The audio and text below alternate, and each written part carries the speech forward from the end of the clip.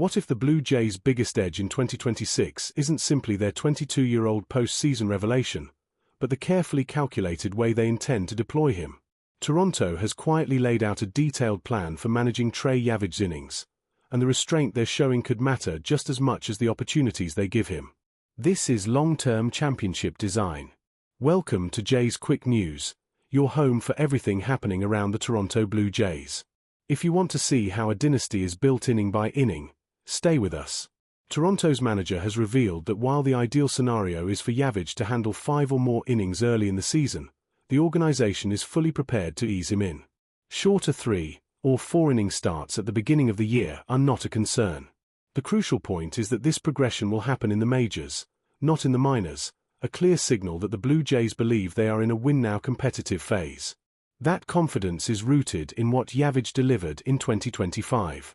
He rocketed from single A through every level of the system in one season, then elevated his game even further in October.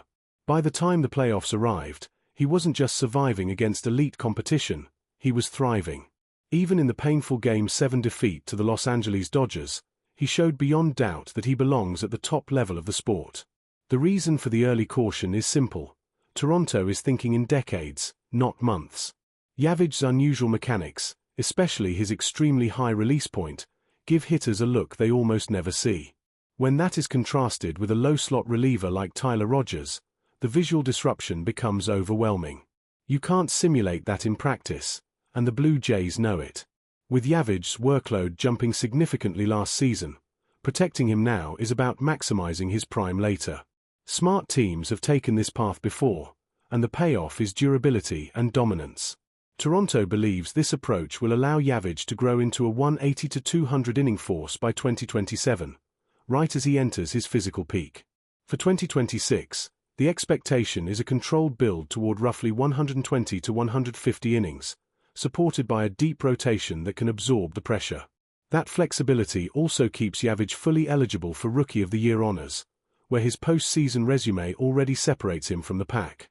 The bigger picture is impossible to ignore. The Blue Jays came within one win of their first title since 1993, and Yesavage was central to that run. Now the organization is safeguarding its most valuable asset while constructing a rotation capable of dominating well into the next decade. Toronto isn't defending a past achievement.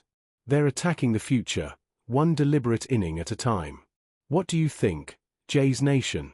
Is patience the right call, or should Yesavage be unleashed immediately? Share your thoughts below, and if you enjoyed this breakdown of Toronto's championship blueprint, like, subscribe to Jays Quick News, and turn on notifications. Let's go Blue Jays!